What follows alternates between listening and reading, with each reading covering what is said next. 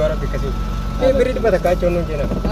Caalaa Bultumee bakka sadiirra miidhaan irra gahee nuun. Artistii Caalaa Bultumee baga rabbi lubbuu keessi hambise.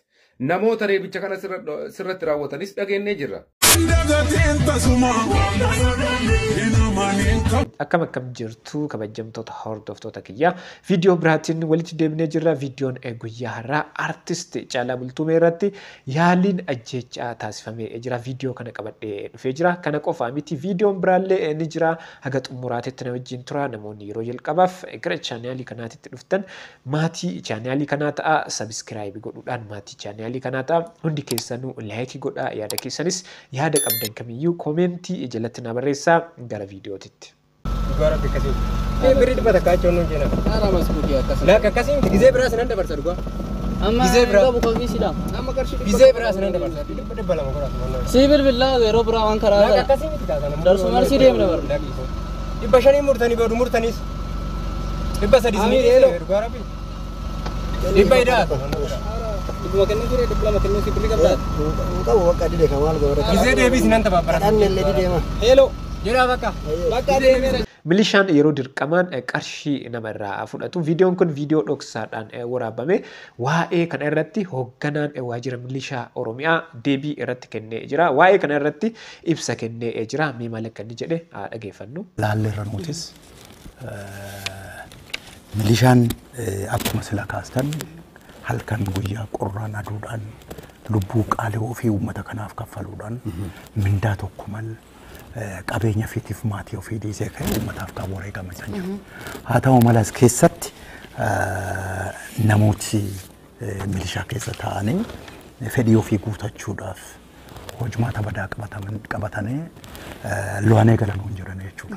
Kaffaltiin nu kaffalamu ummatuma hawaasa marraa guurraa kanuu nu kaffalan jedha. Waan saamunaa birrii 1000 nu kaffalan.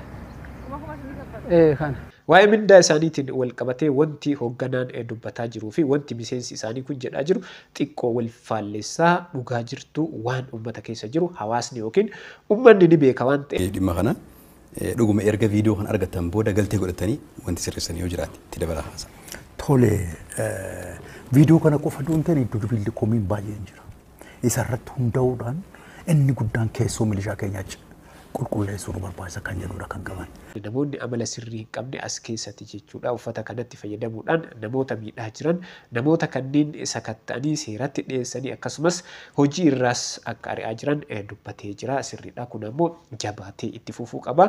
Namoonni hedduu karaa garaagaraatiin komii isaanii hawaasni karaa garaagaraatiin komii isaanii dhiyeessaa jiran waan ta'eef isaanis OBN irratti dhiyeessanii OBN qophii caayaa irratti dhiyeessanii gaafii garaagaraa gaafii hawaasaa waan miseensonni isaanii hojjetaa turanis akkanatti ifatti baasanii jiranii sirriidha. Wanti kun yoo wajjin mari'atanii akkanatti wajjin hojjetanii jedhan rakkoon jiru sirraa'uu danda'a waan ta'eef haaluma kanaan itti fufuu qaba. OBN qophiin caayaa waan bareedaa namatti tolu gaafii hawaasaa adeemsisaa jira. Kan isin suuraa irratti argitan kun artistii jaallatamaa Oromoo Caalaa Bultumeeti. Caalaan Bultumee guyyaa har'aa halkanirraa qaama hin beekamneen haleellaan irratti raawwate yaaliin ajjechaa irratti raawwate miidhaa guddaan irra ga'u haati warraasaa adde Siifan Tashoomee sagalee miidiyaatti himtee jirti.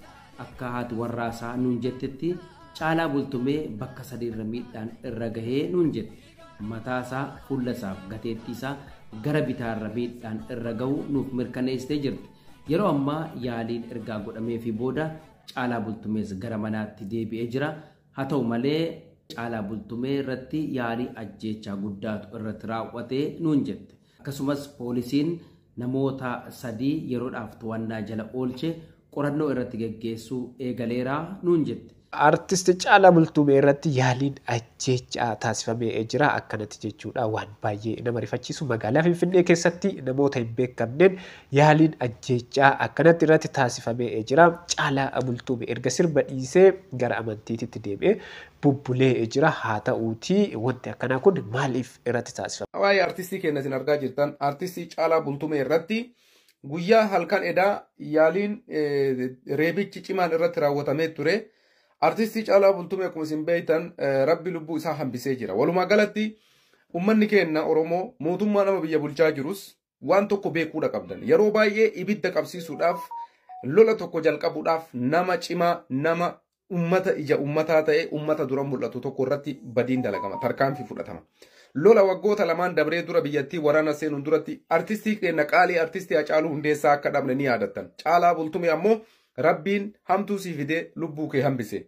Baga Rabbii lubbuu kee hambise Caalaa Bultumee nuti dhugaa Rabbiititti siyaasaan ilaalcha garagaraa qabaannus ati sar'a warri faana dhaabbattee qaama kiyya jettee wajjin dhaabbatte kuni ilmaan Oromooti ijoollee abbaa gadaati jettee faana dhaabbatte malee zabana wayyaanee zabana Amaarri yookaan sabni biraa biyya bulchaa ture qawwee qabattee bosona seentee Oromoodhaaf dhiichisaa baate seenaan kee bara baraan ni yaadatama. Har'a saanaan ammoo ummata kiyya nama kiyya aangorra jira jetteeti malee jara kana faanas ka dhaabatte Oromoo jibbitee yookaan Oromoo ganteeti miti. Gatii kanaaf baay'inee si hubanna.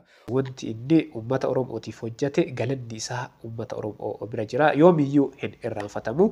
Qabsoo guddaa uummata keenyaaf nama qabsaa'aa ture. Nama bosonatti galee waan hedduu hojjetaa ture. Yeroo ammaa kana jijjiirama biyya keenyatti dhufeeru kana keessattis nama gahee guddaa qaba. Warri biyya bulchaa jirtan ammoo Caalaa Bultumee lubbuu keessa baga Rabbi hambise. Garuu haga yoomi ilma namaa jabaa Oromoon qabdu artistii Oromoon qabdu qaalii tokko hayyuu Oromoon qabu qaalii tokko lubbuu isaa balleessanii ibidda biyyatti qabsiisuun maaliif barbaachise? Kuni bar ajandaa of danda'eedha. Balaa kamiitu Rabbi fidee hambise. Artistii Caalaa Bultumee baga Rabbi lubbuu keessa hambise.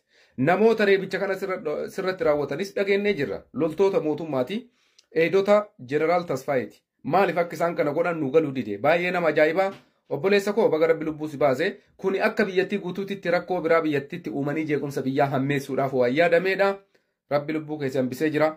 Ammas of eeggannoo akka gootu dhaamsa sii kenna. Wanti akkanaa kun maaliif irratti taasifame? Baay'ee gaafii guddaa namatti ta'a. Namoonni tokko tokko fedhii dhuunfaa isaaniitiif jedhanii namoonni nama miidhan hedduutu jiru waan ta'eef artistoonni keenyas of eeggannoo guddaa godhuu qabu.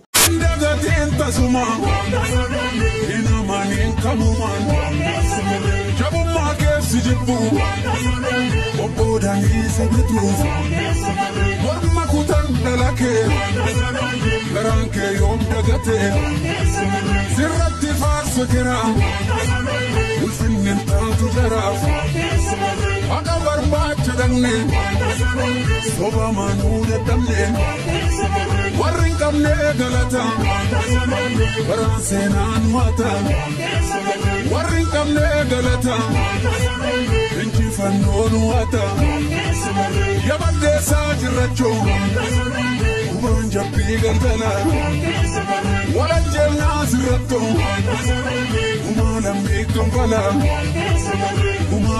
kampala. Viidiyoon guyyaa har'aa akkana fakkaata. Isinis mee yaada keessan yaada qabdan kamiyyuu koomentii jalatti naa barreessaa. Namoonni haga maatiitti ilaaltanii maatii ta'in maatii ta'a hundi keessanuu laayikii godhaa. Yaada keessan yaada kamiyyuu haa ta'uuti naa barreessuu hin irraanfatinaa. Sheer godhaa. Ana wajjin viidiyootti aanuun wal agarraa. Hangasitti yeroo gaarii.